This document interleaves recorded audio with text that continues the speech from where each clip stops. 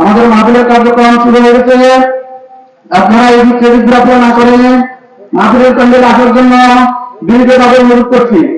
এখন আপনাদের সামনে আলোচনা নিয়ে আসছেন আজকে মাহফিলের প্রধান আকর্ষণ শাইখুল হাদিস হযরত মাওলানা মুফতি দেওয়ান হাফিজ উসমানী শাইখ মুহাদ্দিস উসমানিয়া দিনিয়া মাদ্রাসা ব্রাহ্মণবাড়িয়া খতিব মনোহরপুর কেন্দ্রীয় জামে মসজিদ সাতক্ষীরা হুজুরকে উনার মূল্যবান আলোচনা পেশ করার জন্য বিনীতভাবে অনুরোধ করছি। আসসালামু আলাইকুম ওয়া রাহমাতুল্লাহি ওয়া বারাকাতুহু। আলহামদুলিল্লাহি রাব্বিল আলামিন الذي علم الإنسان ما لم يعلم الصلاة والسلام على رسوله الكريم مدينة العلم وعلى أساسها الحضرة أبي بكر الصديق رضي الله عنه وعلى مظهر عدمه الحضرة عمر رضي الله عنه وعلى النورين الحضرة عثمان رضي الله عنه وعلى بابها الحضرة علي كرم الله وجهه وعلى آله وأصحابه وأزواجه وذرياته كل أمته أجمعين برحمتك يا أرحم الراحمين.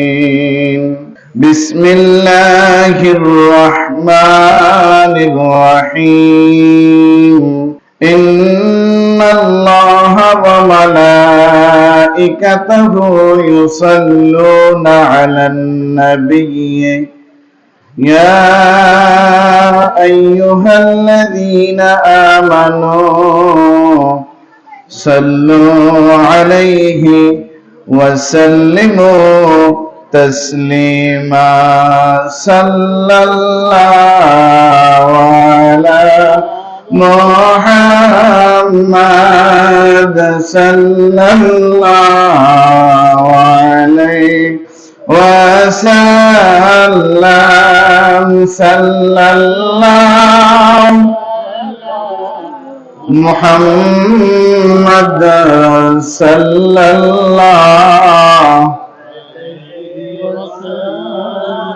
فأقر الصلاة فضلا وعلى أهدى السبل لدلالته. صلى الله على محمد صلى الله عليه وسلم. صلى الله على محمد صلى الله عليه. الصبح بدا من طلعته والليل دجى من وفرته. صلى الله وعلى محمد صلى الله عليه وسلم. صلى الله وعلى محمد صلى الله. সবাই বলেন আলহামদুলিল্লাহ। মহান আল্লাহ রাব্বুল আলামিন আমাদেরকে অত্যন্ত ভালোবেসে অত্যন্ত মহব্বত করে ষষ্ঠ বার্ষিক শুহাদায়ে কারবালা ইমামে রাব্বানি রাদিয়াল্লাহু আনহু উরুস শরীফের মধ্যে উপস্থিত হওয়ার যে তৌফিক দান করেছেন, সে রব্বে কারীমের দরবারে শুকরিয়ার বাণী উচ্চারণ করে বলি আলহামদুলিল্লাহ। আরো শুকরিয়া আদায় করি সাইয়্যিদুল মুরসালিন, ইমামুল মুরসালিন, ইমামুল মুত্তাকিন, খাতামুন নবিয়্যিন, রাহমাতুল লিল আলামিন, শাফিউল মুজনিবিন, আনিসুল গারিবিন, রাহাতুল আশিকিন, মুরাদিল মুশতাকিন, শামসুল আরিফিন, সিরাজুস সালিকিন, সিরাজাম মুনীরা, নবিয়্যিনা শাফিঈনা মাওলানা ইয়াসিন তাহা মুজাম্মিল মুদ্দাসসির মুহাম্মদুর রাসূলুল্লাহ সাল্লাল্লাহু আলাইহি ওয়াসাল্লামের উম্মত করে যে আল্লাহ রব্বুল আলামিন আমাদেরকে এই দুনিয়াতে পাঠিয়েছেন, সে আল্লাহ রব্বুল আলামিনের শুকরিয়ার বাণী অন্তরস্থল থেকে সমস্বরে উচ্চারণ করে বলি আলহামদুলিল্লাহ। মহান আল্লাহ রব্বুল আলামিন আমাদেরকে সৃষ্টি করেছেন শুধু আল্লাহর ইবাদত করার জন্য। আল্লাহ পাক রব্বুল আলামিন বলতেছেন, ওয়ামা খালাকতুল জিন্না ওয়াল ইনসা ইল্লা লিয়াবুদুন। তাফসীর রুহুল বায়ানের মধ্যে আসছে লিয়াবুদুনের তাফসীরে আই লিয়ারিফুন। আল্লাহ পাক রব্বুল আলামিন বলেন, আমি মানুষ ও ইনসানকে কেবলমাত্র শুধুমাত্র আমার ইবাদতের জন্য সৃষ্টি করেছি। আর ইবাদত করতে গেলে আমাকে সর্বপ্রথম ঈমান আনা লাগবে। কথাগুলো খেয়াল করেন, খুব জটিল কথা। সর্বপ্রথম আমাকে কি আনা লাগবে? ঈমান। ঈমানের চেয়ে দামি আর কোনো জিনিস নাই। সুবহানাল্লাহ বলবেন না? আর আপনি যদি ঈমানদার হওয়ার পরও আল্লাহর হাবিব সরকারে কায়নাত নূরে মুজাসসাম নূর নবী মুহাম্মদ রাসূলুল্লাহ সাল্লাল্লাহু আলাইহি ওয়াসাল্লামের শানে সামান্য পরিমাণ বেয়াদবি করেন, বেঈমান হয়ে যাবেন। সামান্য পরিমাণ। আপনি কোনো কিছু বুঝেন না, মানেন না, ভিন্ন কথা। মানেন না, কথা বলতে যাওয়ার দরকার নাই। জানেন না, কথা বলতে যাওয়ার দরকার নাই। কিন্তু আপনি জানেন না, মানেন না, বুঝেনও না, তারপরও ঠিক তরিকায় আপনি বেঈমান হয়ে যাবেন। আজকে সোহাদে কারবালার আমার আলোচ্য বিষয় হচ্ছে আশুরা এবং আহলে বায়তের ফজিলত সম্পর্কে। ইনশাআল্লাহ এই আলোকে আপনাদের সামনে যতটুকু সময় আল্লাহ বরাদ্দ রাখছে, ইনশাআল্লাহ এর ভিতরে কথা বলে শেষ করবো ইনশাআল্লাহ।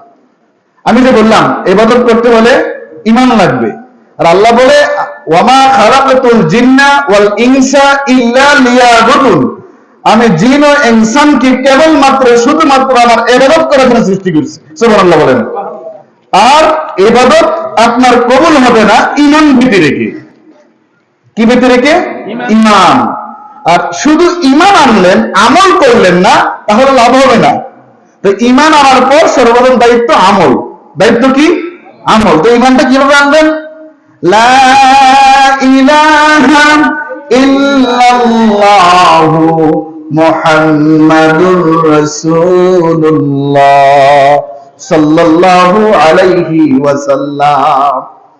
যে ব্যক্তি লা ইলাহা ইল্লাল্লাহ এর তাওহীদের কালিমা, রাসূলুল্লাহর কালিমা হচ্ছে মুহাম্মাদুর রাসূলুল্লাহ সাল্লাল্লাহু আলাইহি ওয়াসাল্লাম, মনে প্রাণে বিশ্বাস করে যে ব্যক্তি এই কালিমাটা বলবে সেই ঈমানদার।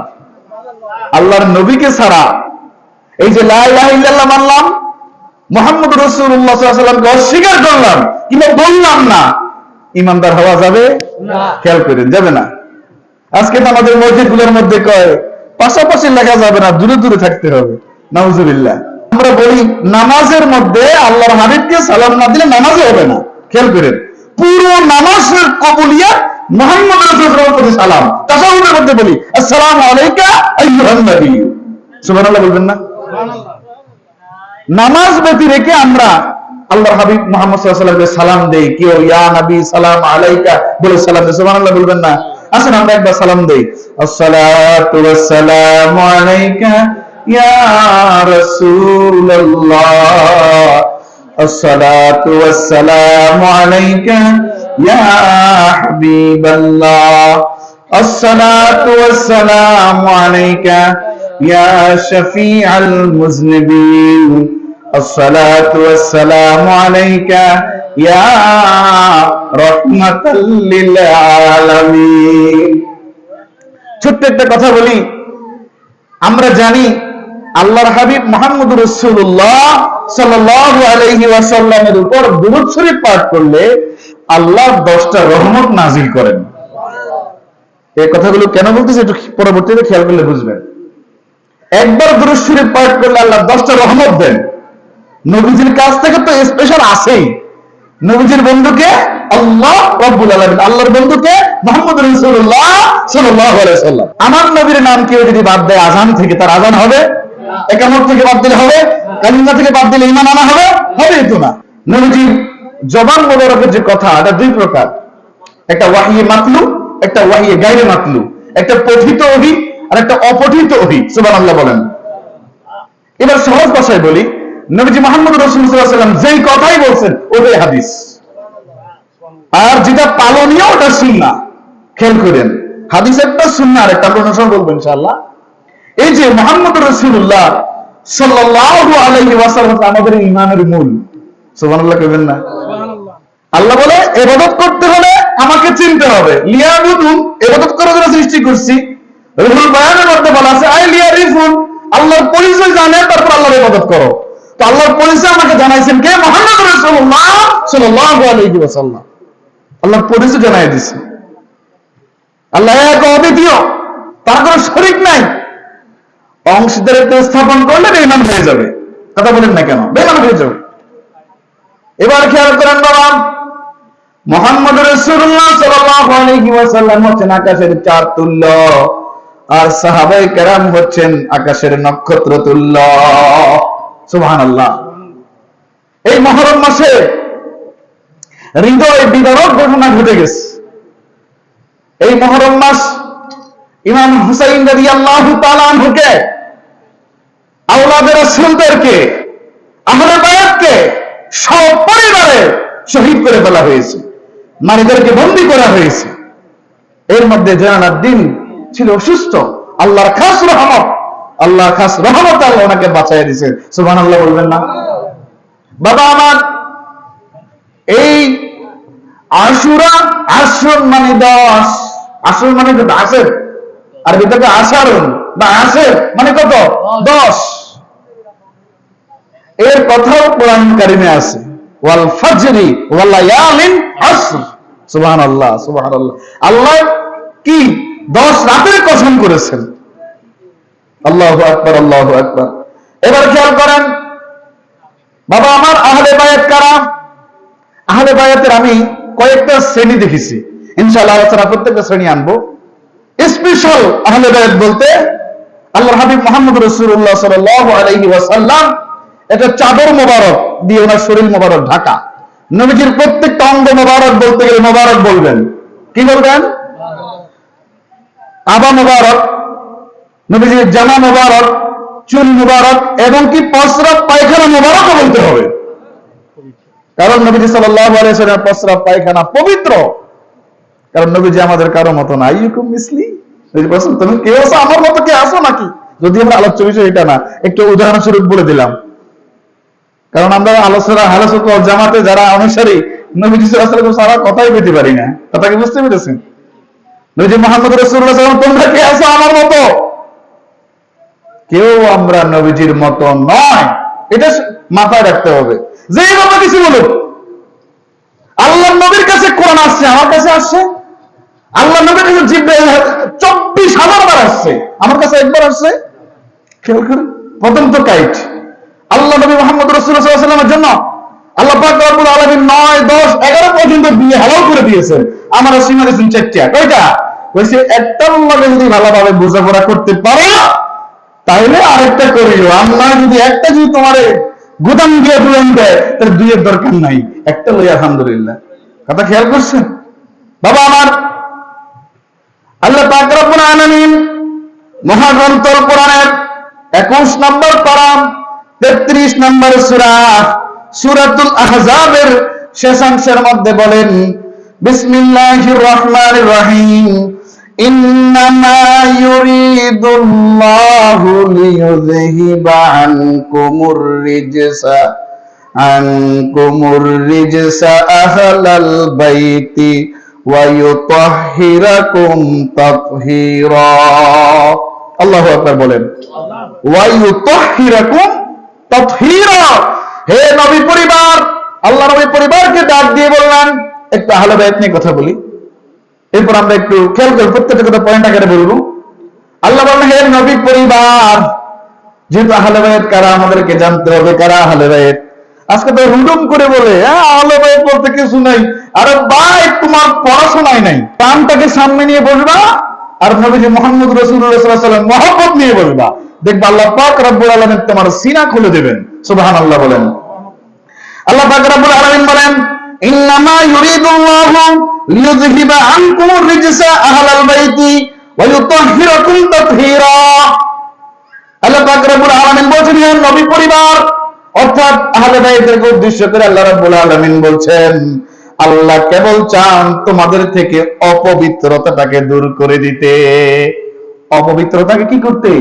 দূর করে দিতে, এবং তোমাদেরকে পবিত্র করতে এবং নিষ্কলঙ্ক করতে, কলঙ্ক মুক্ত করতে। সুবহানাল্লাহ বলবেন না? এই ব্যাপারে কিন্তু আল্লাহ এই কথাটা আমাদের কারো ব্যাপারে বলে নাই। আল্লাহ নিজে চান নবী পরিবারের যিনারা আছেন ওনাদেরকে অপবিত্রতা থেকে মুক্ত করে পবিত্র করতে এবং কুলুষিত মুক্ত করতে, যদি ওনারা কুলুষিত নয়। খেয়াল সাবধান করতে হবে, যে যাকে ভালোবাসে এই ভালোবাসার মানুষকে কিংবা ভালোবাসার ব্যক্তিকে আরো বেশি সুন্দর করে সাজাতে চায়। আহলে বায়াত সম্পর্কে আমরা বুঝলাম কোরআন কারীমের মধ্যে আল্লাহ পাক রব্বুল আলামিন নবী পরিবার আহলে বায়াত সম্পর্কে বলেছেন। সুবহানাল্লাহ। যদি আমি পুরো আয়াতটাই বলতে যাই, দেখুন এখানে আরো কথা আছে। আল্লাহ পাক রব্বুল আলামিন বলেন, ওয়া কারনা ফি বুয়ুতিকুন্না ওয়ালা তাবাররাজনা ওয়ালা তাবাররাজনা তাবাররুজাল জাহিলিয়াতিল উলা وأقمنا الصلاة وآتينا الزكاة وأطعنا الله ورسوله আল্লাহু আকবার। এই আয়াতের প্রথম অংশ এটা।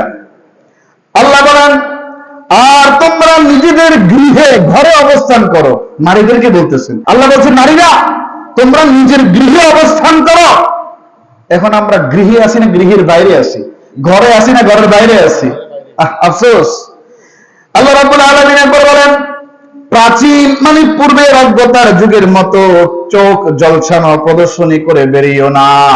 আগেকার জামানার নারীরা চোখ জলছানো সৌন্দর্য নিয়ে বের হতো।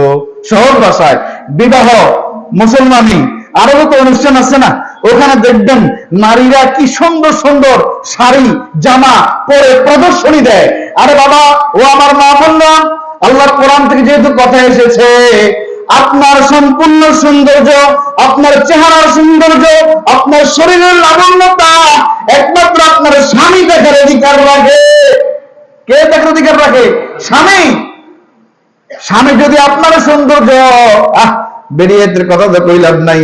যদি রাত্রে বেলা কয় একটু সাজে গুজে আসো, তো সারাদিন কাম করছি, সাজা গুজার কথা, যাও দিয়ে যাই একসাথে।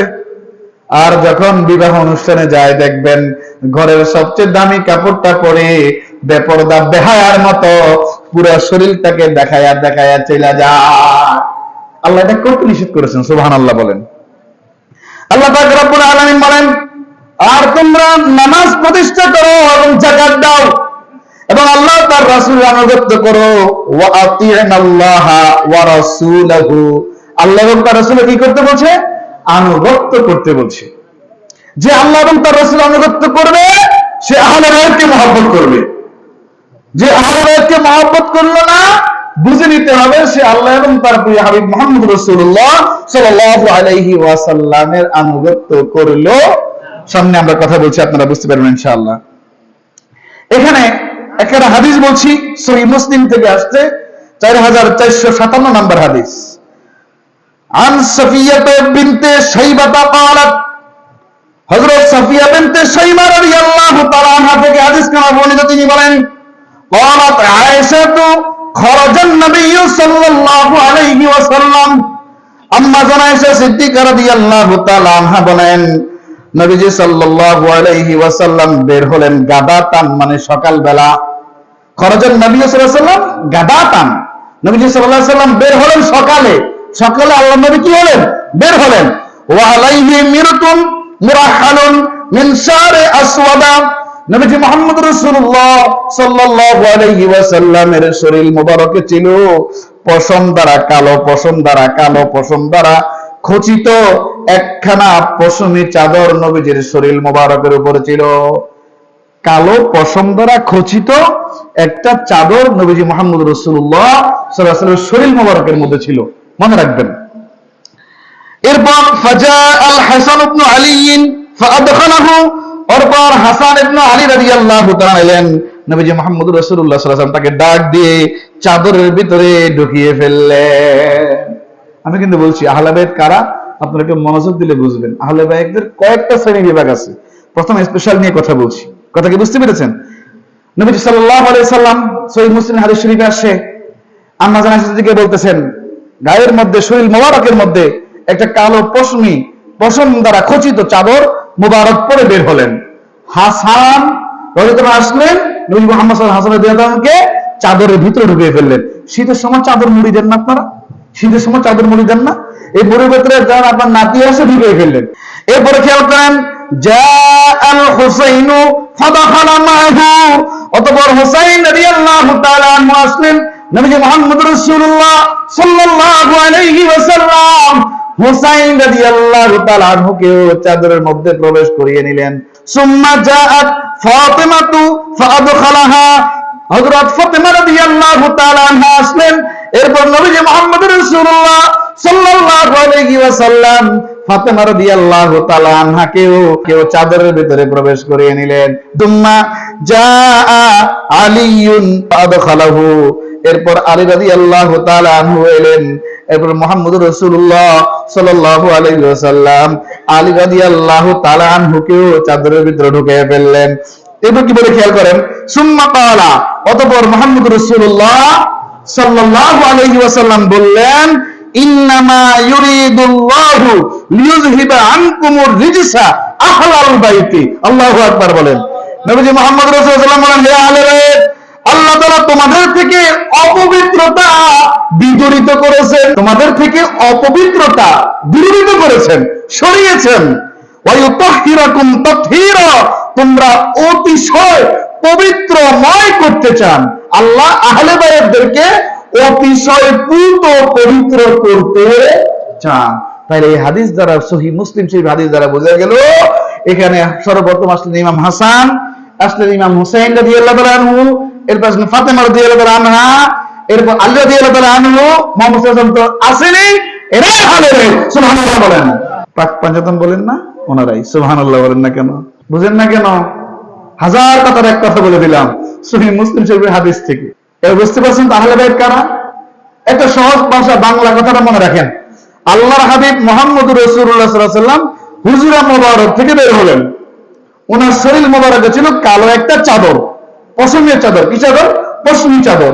ওই পশমি চাদরের মধ্যে সামনে গিয়ে নবীজি মুহাম্মদ সাল্লাল্লাহু আলাইহি ওয়াসাল্লাম সামনে আসলেন কে?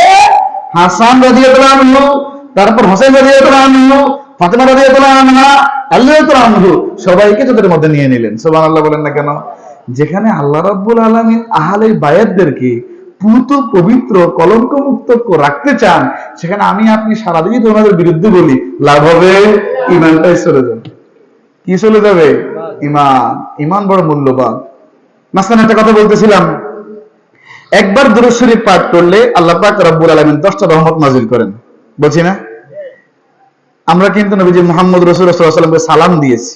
কি দিয়েছি? অনেক সময় বসে বসে আমরা সালাম দিই, আসসালাতু ওয়াসসালামু আলাইকা ইয়া রাসূলুল্লাহ, দাঁড়ায় সালাম দেই ইয়া নবী, বলে আমরা সালাম দিয়ে থাকি। কথা বলেন না কেন? বাবা আমার গভীর মনোযোগ, আল্লাহর হাবিব মুহাম্মদ রাসূলুল্লাহ সাল্লাল্লাহু আলাইহি ওয়াসাল্লামকে যে একবার সালাম দিবে, আমি নিজে এটা নিয়ে একটু সন্দেহ বলতে চিন্তা করতাম, দুরূদ পড়লে তো আল্লাহ 10টা রহমত দেয়, সালাম দিলে কয়টা রহমত দিবে? এই বিষয় নিয়ে আমি প্রায় 3 বছর ঘাটাঘাটি করতে করতে যে কিতাবের দার্স আমি নিজে দিয়ে থাকি, নাসাই শরীফ পড়াইতে গিয়া ছাত্রদেরকে বলছিলাম দুরূদ শরীফের অধ্যায়ের মধ্যে আইসা, আচ্ছা সালামের হাদিসটা কোথায়?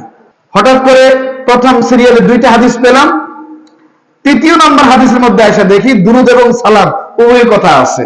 কিভাবে আছে? যে ব্যক্তি আল্লাহর হাবিব মুহাম্মদ রাসূলুল্লাহ সাল্লাল্লাহু আলাইহি ওয়াসাল্লামকে একবার সালাম দিবে, আল্লাহ তার প্রতি 10টা শান্তি অবতীর্ণ করেন। সালাম দিবেন, কে কি বলুন শোনার দরকার নাই, সসম্মানে দাঁড়ায় আমরা সালাম দিই। কথা বলেন না কেন? নবীজি থাকুক না দূরে, থাকুক না রওজা ধারে, কিন্তু আল্লাহ পাক রব্বুল আলামিন আল্লাহর নবীকে ওই শক্তি দিয়েছে, নবীজি মজলিসে হাজির হতে পারে। সুবহানাল্লাহ বলবেন না? আকীদা ঠিক রাখতে হবে তো। নবীজি মুহাম্মদ সাল্লাল্লাহু আলাইহি ওয়াসাল্লাম এই যে দেওবন্দ মাদ্রাসার প্রতিষ্ঠাতা, যিনি উনি স্বপ্নে দেখছেন মুহাম্মদ সাল্লাল্লাহু আলাইহি ওয়াসাল্লাম স্বপ্নের মধ্যে দেওবন্দে আসছে, আয়েশা দেওবন্দ মাদ্রাসার নকশা আঁকি দিয়ে গেছে, অর্থাৎ এই কাসেম আমি ডাক দিয়ে গেলাম এখানে মাদ্রাসা করো। সাহারানপুরে সাহেব বুখারী শরীফের প্রথম দিকে ভূমিকার মধ্যে এগুলো নিয়ে আসছেন। এখন তো সবাই বাংলা কিতাব নিয়ে দৌড়ে, মূল কিতাব নিয়ে পড়ার খবর নাই, এজন্য এগুলো পায়ও না। প্রচুর অজ্ঞতা বেড়ে যাবে, ভালো ভালো আলেমগুলো দুনিয়া থেকে চলে যাবে, কিংবা এদের মুখ বন্ধ করে দেওয়া হবে। বুঝতে পেরেছেন? সময় চলছে। এরপর খেয়াল করেন আহলে বায়াত সম্পর্কে নবীজি মুহাম্মদ রাসূলুল্লাহ সাল্লাল্লাহু, মনে রাখবেন এখানে আরেকটা কথা বলা লাগে, যখন নবীজির নাম মোবারক শুনবেন দুরূদ শরীফ পড়বেন। আমাদের এক শ্রেণীর আলেমরা আছে বিশ্ব নবী বলে, তা আমি বলি তো এটা বললে এটার মনে উজু নেই। আমরা তো যারা আছি নবীজি সাল্লাল্লাহু আলাইহি ওয়াসাল্লামের নাম মোবারক নিতে গিয়া একটু সসম্মানে নেই। কথা বলেন না কেন? তো দুরূদ পড়ি, দুরূদ পড়লে তো 10টা রহমত আছে। 10টা রহমতের কথা বললাম, 10টা গুনাহ মাফ হয়, মর্যাদা মর্তবা আল্লাহ 10 গুণ পর্যন্ত বাড়ায়া দেয়। সুবহানাল্লাহ কোন না? দরুদ যদি নিয়মিত পড়তে পারেন, আল্লাহ সংসারে অভাব অনটন দূর করে দিবে। সুবহানাল্লাহ কোন না? তাইলে যেহেতু এখানে সুযোগ হয়েছে, যে আলেমে নবীজি মুহাম্মদ রাসূলুল্লাহ সাল্লাল্লাহু আলাইহি ওয়াসাল্লামের নাম মোবারক উচ্চারণ করবে, আমরা বলবো কি? মহব্বতে সাল্লাল্লাহু আলাইহি ওয়াসাল্লাম। অনেকে মহব্বতে চোখে চুমো দেয়, দেন এটা আমার চোখের ওষুধ। সুবহানাল্লাহ কোন না? আমার চোখের শেফা কে? মুহাম্মদ রাসূলুল্লাহ সাল্লাল্লাহু আলাইহি ওয়াসাল্লাম নাম মোবারক। আবু বকর সিদ্দিক রাদিয়াল্লাহু তাআলা, আবু বকর সিদ্দিক রাদিয়াল্লাহু তাআলা গাড়ে সুরের গর্তের মতো নাকি সাপে কামড় দিচ্ছে নবীজি, তারপর নবীজির ঘুম মুবারক উনি ভাঙেন নাই। সুবহানাল্লাহ কন্যা। ওনার জীবন চলে যায় যাক, উনি কয় আমার নবী সাল্লাল্লাহু আলাইহি ওয়াসাল্লাম ঘুমা। ওই যে হিজরতের সময় ঘটনা গাড়ে সুরের, নবী সাল্লাল্লাহু আলাইহি ওয়াসাল্লাম যখন ওনার শরীর মোবারক কিংবা জিসম মোবারকে আবু বকর চোখের পানি পড়লো, হুজুর ঘুম থেকে উঠে গেলেন, দেখেন আবু বকর কাঁদতেছে, বিষক্রিয়া পুরো শরীর। আবু বকর কয় ইয়া রাসূলুল্লাহ সাল্লাল্লাহু আলাইহি ওয়াসাল্লাম সাপ কামড় দিচ্ছে। তাও টানবা, টানবে না, আশিকের রাসূল তো। আল্লাহু আকবার, আল্লাহু আকবার। সামান্য করে বলছি, তাও টান দিয়ে আনলেন। সাপটা নিয়ে বিশাল ইতিহাস আছে, সাপটা নিয়ে। তো আমরা আবু বকরকে নিয়ে বলি, পাও টান দিলেন, নবী সাল্লাল্লাহু আলাইহি ওয়াসাল্লাম থুতু মোবারক নিলেন আর মাটি নিলেন, লাগাই দিলেন, ভালো হয়ে গেল। উনি তো নবীজিকে সরাসরি পাইছে। এখন ছিল 1448 হিজরি, 1500 বছর আগে আমার নবী মুহাম্মদ সাল্লাল্লাহু আলাইহি ওয়াসাল্লাম উনি অস্থায়ী আবাস থেকে স্থায়ী আবাসে প্রত্যাবর্তন করেছেন। তারপরও প্রত্যেক সপ্তাহে সোমবার এবং বৃহস্পতিবারে উম্মতের সিরাত সুরাত সহ আমলনামা আমার নবীজিকে দেখানো হয়। উম্মতে যে উম্মত ভালো আমল করে, ওই উম্মতের ভালো আমল থেকে নবীজি খুশি হন। আর আমার মতো গুনাহগারের আমল যখন নবীজির সাল্লাল্লাহু আলাইহি ওয়াসাল্লামের সামনে যায়, নবীজি ব্যথিত হয়ে আমাদের মতো গুনাহগারদের জন্য আল্লাহর দরবারে ফরিয়াদ করে, আল্লাহ আমার উম্মতের গুনাহগুলো মাফ করে দেন। এখনো রওজে আতহারে শুয়ে শুয়ে সিজদায় পড়ে আমাদের জন্য কান্না করছে। সুবহানাল্লাহ বলবেন না? বাবা আমার গভীর মনোযোগ, গাদির ঘুমের ভাষণ সম্পর্কে একটু বলি। মুসলিম শরীফের 2408 নম্বর হাদিস, আন যায়েদ ইবনে আরকাম রাদিয়াল্লাহু তাআলা আনহু, হযরত যায়েদ ইবনে আরকাম থেকে হাদিস কেনা বর্ণিত, তিনি বলেন উযাক্কিরুকুমুল্লাহ ফি আহলি বাইতি। এই কথাটা নবীজি মুহাম্মদ রাসূলুল্লাহ সাল্লাল্লাহু আলাইহি ওয়াসাল্লাম 3 বার বললেন। এই কথার হাকিকত হলো নবীজি মুহাম্মদ রাসূলুল্লাহ সাল্লাল্লাহু আলাইহি ওয়াসাল্লাম বলেন, আমি তোমাদেরকে আমার আহলুল বায়াতের ব্যাপারে সতর্ক করছি, স্মরণ করিয়ে দিচ্ছি। আহলে বায়াতের শানে বেয়াদবি করা যাবে? আহলে বায়াতের শানে বেয়াদবি করলে ঈমান চলে যাবে। ঠিক আছে, আপনি যদি বলেন যে না যাবে না, আচ্ছা, আহলে বায়াতে কষ্ট দিলে কষ্ট দেওয়া হবে নবী মুহাম্মদ রাসূলুল্লাহ সাল্লাল্লাহু আলাইহি ওয়াসাল্লামকে, আর নবীজিকে কষ্ট দিলে কষ্ট দেওয়া হবে কাকে? আল্লাহ রাব্বুল আলামিনকে। কথা বুঝতে পারছেন? এখনো বুঝেন নাই? আল্লাহ পাক রব্বুল আলামিন বলেন, ইন্নাল্লাযীনা ইউযুনাল্লাহা ওয়া রাসূলাহু লা'আনাহুমুল্লাহু ফিদ দুনিয়া ওয়াল আখিরাহ ওয়া আ'আদ্দা লাহুম আযাবাম মুহিনা। হুজুর পাশে আছেন, এই আয়াত দিয়া গোস্তাখে রাসূলদেরকে কচু কাটা করা হয়েছে। কি করা হয়েছে? গভীর মনোযোগ, আমি শব্দ করতে বলছি, আয়াতটা আজকে আমরা আলোচনায় বারবার আসবে। ইন্না, নিশ্চয়ই, আল্লাযিনা, যারা, ইউযুনা, কষ্ট দিবে, দুঃখ দিবে, আল্লাহ রাব্বুল আলামিনকে, ওয়া রাসূলহু, এবং তার প্রিয় হাবিব মুহাম্মদ রাসূলুল্লাহ সাল্লাল্লাহু আলাইহি ওয়াসাল্লাম যারা কষ্ট দিবে। গভীর মনোযোগ, লা'আনাহুমুল্লাহু ফিদ দুনিয়া, ওই ব্যক্তিদের প্রতি আল্লাহর লানত, অভিসম্পাত দুনিয়াতে, শুধু দুনিয়াতে শেষ না, ওয়াল আখিরাতি, আখিরাতেও। বরং গোস্তাকে রাসূল, দুশমনে রাসূল কখনো জান্নাতে যাবে না। কোরআন বলে, নাউজুবিল্লাহ বলেন না, কোরআন বলে, কোরআন। ইন্নাল্লাযীনা ইউযুনাল্লাহা ওয়া রাসূলাহু লা'আনাহুমুল্লাহু ফিদ দুনিয়া ওয়াল আখিরাহ ওয়া আ'আদ্দা লাহুম আযাবাম মুহিনা। আল্লাহ বলে, ওই সমস্ত জালেমদের জন্য আমি আল্লাহ অপমানজনক শাস্তি প্রস্তুত করে রেখেছি। নাউজুবিল্লাহ, নাউজুবিল্লাহ, নাউজুবিল্লাহ। সহজে বুঝে যাবেন, বাক বিতণ্ডাই যাবেন না। যারা দুশমনে রাসূল হবে, যারা আহলে বায়াতকে নিয়ে বিতর্ক করবে, মানবে না, কটাক্ষ করবে, এবং আল্লাহর হাবিব সাল্লাল্লাহু আলাইহি ওয়াসাল্লামকে তারা মূলত কষ্ট দিল। কারণ নবীজি সাল্লাল্লাহু আলাইহি ওয়াসাল্লাম এখানে হাদিস শরীফে বলছেন, উযাক্কিরুকুমুল্লাহ ফি আহলি বাইতি, আমি আমার আহলে বায়াত সম্পর্কে তোমাদেরকে স্মরণ করিয়ে দিচ্ছি। সুবহানাল্লাহ বলেন। সতর্ক, অ্যালার্ট হও, এরা আমার আহলে বায়াত। আলী রাদিয়াল্লাহু তাআলা আনহু, ফাতেমা রাদিয়াল্লাহু তাআলা আনহা, হাসান, হুসাইন রাদিয়াল্লাহু তাআলা আনহুমা, ওনারা কি আমার আহলে বায়াত। এদের উপর সতর্ক হও, এদেরকে কান্না করাইলে কষ্ট পায় মুহাম্মদ সাল্লাল্লাহু আলাইহি ওয়াসাল্লাম। মুহাম্মদ যখন কষ্ট পায়, কষ্ট পায় কে? আল্লাহ রাব্বুল আলামিন। বেঈমান। এজন্য সাবধান বাবা ভাইরা, বিরুদ্ধাচরণ করা যাবে না। কোন বিরুদ্ধাচরণ?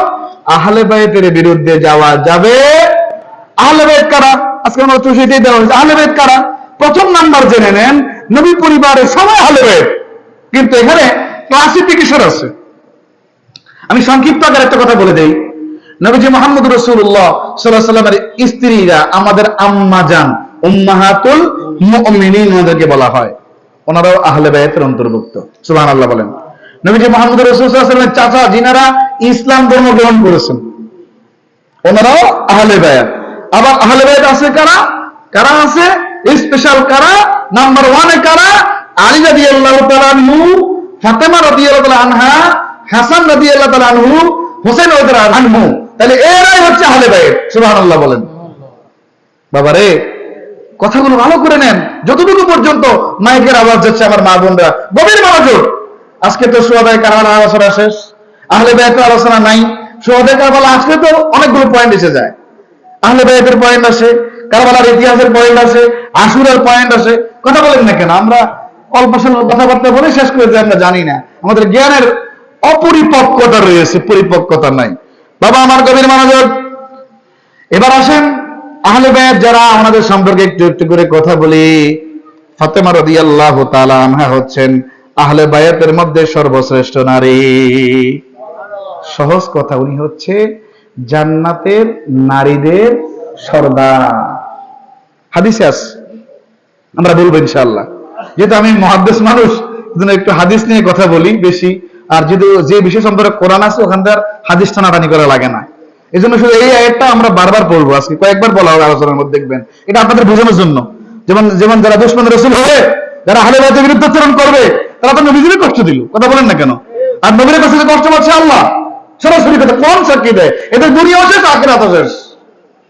এই জন্য যারা গোস্তাকে রাসূল, মনে রাখবেন, যারা গোস্তাকে রাসূল, যারা দুশমনের রাসূল, যারা দুশমনে আহলে বায়াত, তাদের কপালে ঈমান নসিব হয় না। কি হয় না? ঈমান নসিব তার কপালে হয় না।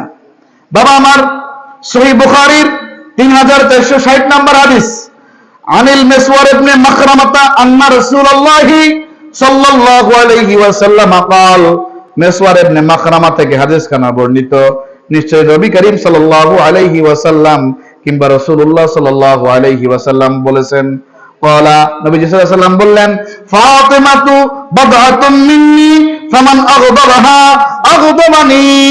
নবীজি আমার বলেন, ফাতেমা আমার কলিজার টুকরা, ফাতেমা আমার দেহের অংশ। যে ফাতেমাকে কষ্ট দিবে সেজন্য আমাকেই কষ্ট দিল। বুখারীর হাদিস। নবীজি বলছেন ফাতেমা রাদিয়াল্লাহু তাআলা আন, নবী তো নবীজির মেয়ের নাম ফাতেমা উচ্চারণ করছে। আর আমরা সবসময় বলবো কি? ফাতেমা রাদিয়াল্লাহু তাআলা আনহা।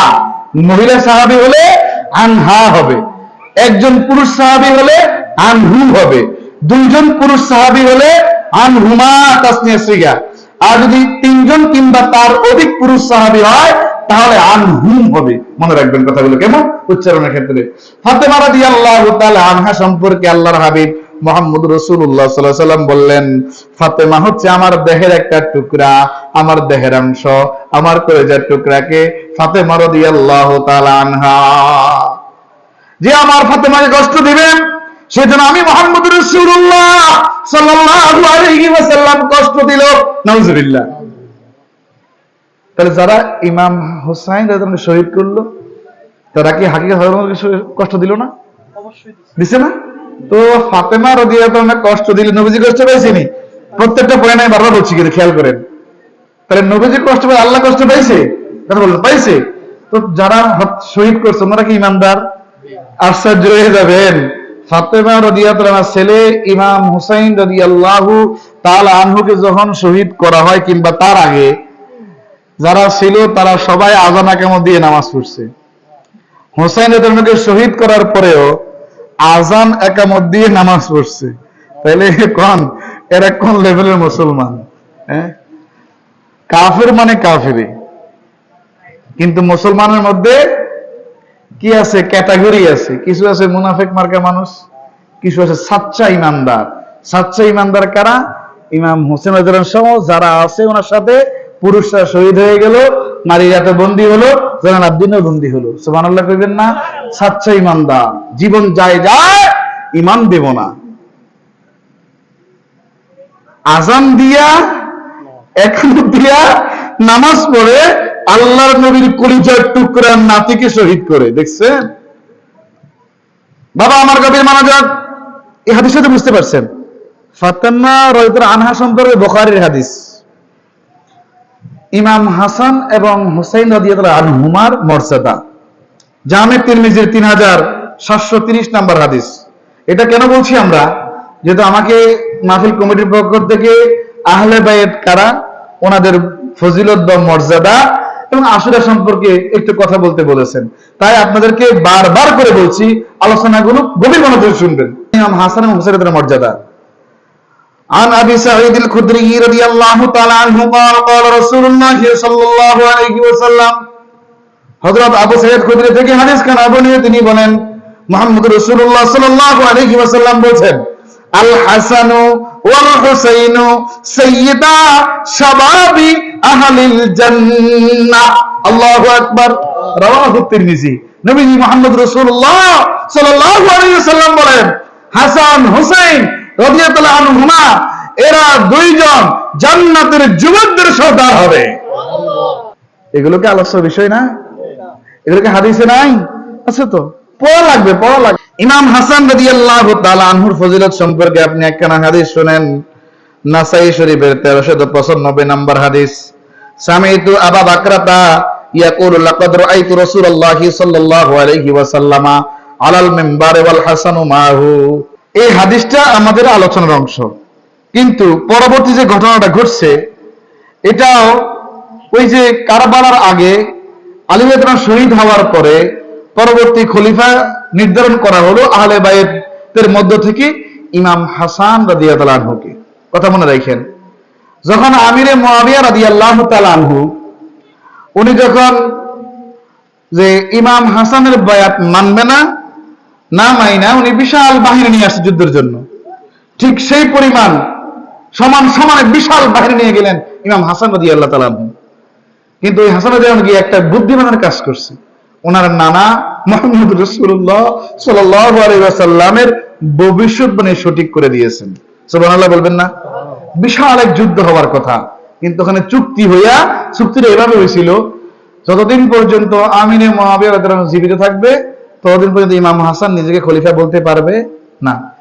যেদিন আমির মুআবিয়া মারা যাবে সেদিন ইমাম হাসান হবে কি খলিফা। কিন্তু ওই কথাটার ক্ষেত্রে দুষ্ট দুরাচার ইয়াজিদ দেখলো যে হায় হায়, যদি ইমাম হাসান জীবিত থাকে তাহলে আমার আব্বার পরে আমি রাজনীতি করতে পারবো না।